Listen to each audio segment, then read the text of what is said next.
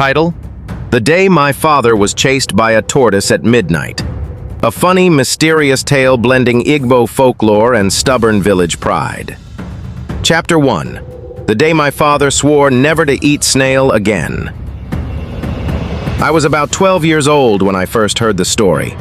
My father, Papa Emeka, had just returned from the farm with a limp in his walk and a look in his eyes like someone who had seen a ghost. Or worse, his mother-in-law during Harmattan. "Mama Njideka," he called from the veranda, "please bring me water. My body is doing mabidi. As we gathered around him on the mat, he looked at me, my siblings, and our cousins who were visiting from the city and said something none of us would forget. I was chased by a tortoise, a talking one, at midnight, and I swear on the grave of my father's goat, I am not mad. We all burst into laughter. My cousin Chinonso actually fell off the stool, but Papa was serious. His face didn't even crack. He removed his cap slowly, sipped the water Mama brought, and said, "Let me tell you children something you will never hear in any school or WhatsApp group." And that was how the madness began. Chapter 2. The Night of Noisy Palm Wine. It all started the night Papa Emeka went to a palm wine joint at the edge of the village. They called it Ulongkwunso, the sacred palm hut, though there was nothing sacred about it except that mosquitoes respected no one there. That night, Papa went with his friend, Uncle Ebe, a short man with a big mouth and zero sense of direction. According to Papa, the evening started normally. Plenty of laughter, a few arguments about Biafra and fuel prices, and a man named Gozi who insisted he once wrestled a ghost in Nsukka. By the third calabash of palm wine, Papa said the night began to act somehow. The air grew heavy, the crickets stopped singing, and a strong wind swept through the hut, carrying with it the smell of roasted snail. Papa froze.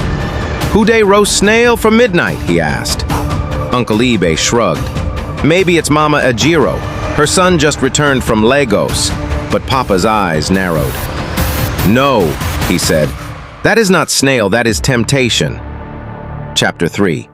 The Talking Tortoise Appears. On his way home, Papa decided to take a shortcut through Anyamamiri Forest, a path no one used at night unless you were brave or drunk. As Papa walked, he heard a voice. "So, you like snail, but not me." He stopped, looked around. Silence. He continued. "You think you're faster than me, old man?" Papa turned. There it was, a tortoise, sitting on the path, legs crossed, like it owned the road. Papa blinked. "Chineke, is this wine or witchcraft?" The tortoise stood, yes, stood, on two legs and pointed at Papa with its tiny wrinkled hand. "You, son of Okafor, mocked my family. Tonight I will teach you speed." And with that, the tortoise charged. Chapter 4.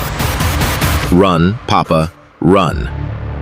Now, you may laugh, and I did when I first heard it, but my father swore that tortoise chased him for 3 kilometers.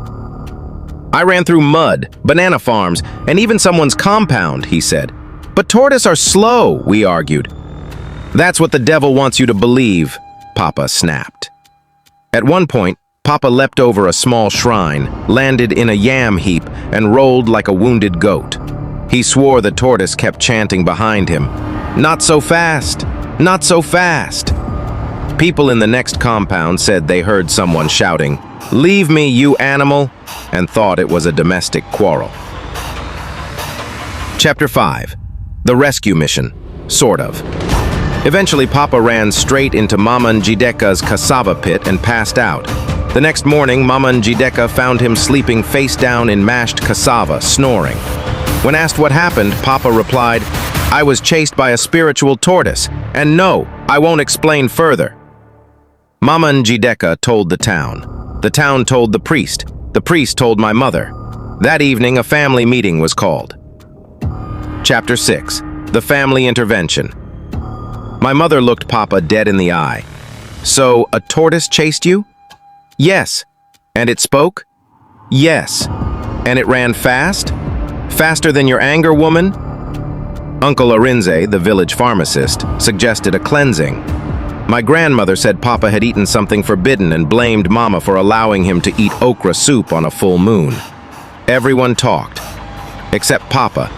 He simply stood up, went to the backyard, and burned every snail in his basket. If this is what love of snail brings, I reject it. Chapter 7. The tortoise returns. Sort of. 2 weeks later, Papa was hoeing the backyard when he saw a tortoise sitting near the firewood stack. He screamed and dropped the hoe. Mama ran out. "What happened?" Papa pointed. "It's back," Mama looked. "It's just a tortoise, nah." Papa didn't care.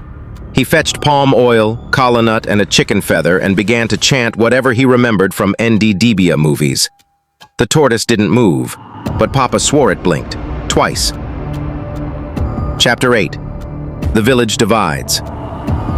News of the tortoise attack spread. The village split into 2 camps. Team Tortoise, people who believed it was a spiritual warning. Team Common Sense, people who believed Papa was just drunk. A local youth group made shirts saying "Run like tortoise, day chase you." The village pastor preached a sermon titled, "When your demons wear shells." Papa, meanwhile, stopped going out after 7 p.m. and walked with a long stick labeled anti-tortoise staff. Chapter 9. The Dream and the Message. One night, Papa had a dream. He said he saw a great tortoise seated on a golden yam throne. It spoke in perfect English. "You mocked my speed, but now you respect me." Papa woke up sweating and cried for 5 minutes straight. The next day, he went to the town square and announced he was founding a society for tortoise awareness. Only 2 people joined, Uncle Ebe and a confused 6-year-old. Chapter 10. The Legacy of the Tortoise. Years have passed. Papa still won't eat snail. He says, "They're spies." Every time someone sees a tortoise on the road, they call him. He usually yells and hides behind a wall. But you know what? When I asked him recently, "Papa, are you sure it wasn't the palm wine?" he just smiled. Even if it was, he said, it made one hell of a story. And that's how, in our family, the words snail and midnight are never said in the same sentence.